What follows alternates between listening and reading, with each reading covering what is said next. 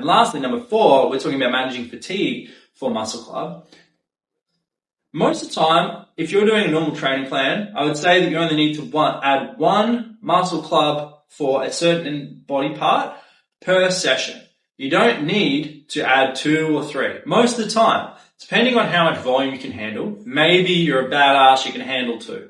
But if you're just scheduling back to back to back to back days of the same stuff, it's really going to impede your other training sessions. So if I did 30 minutes of biceps, I did 3 different Muscle Club on bicep, and then I've got pull-ups tomorrow, and I feel like I'm not getting any better at my pull-ups, and I'm like, oh, well, I do fry my biceps Thursday night before Friday night. I come and try my pull-ups, and I feel like my pull-ups are shit.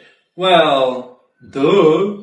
Like, it's pretty obvious that you need to manage how much you are balancing out your muscle groups throughout the week. So you'll get better at this over time, but if you're not progressing on your compound movements, if you're not getting any stronger, if you feel like that you're tired all the time, then maybe you're overcooking your Muscle Club as well. So use these add-ons wisely, and I'll mention it in a different video, but pushing yourself to limit every so often isn't such a bad thing. But if it's starting to impact your out-of-gym life, or your body's starting to get beat up in maybe the wrong way, and you know that you've been pushing Muscle Club maybe a bit hard, then dial it back.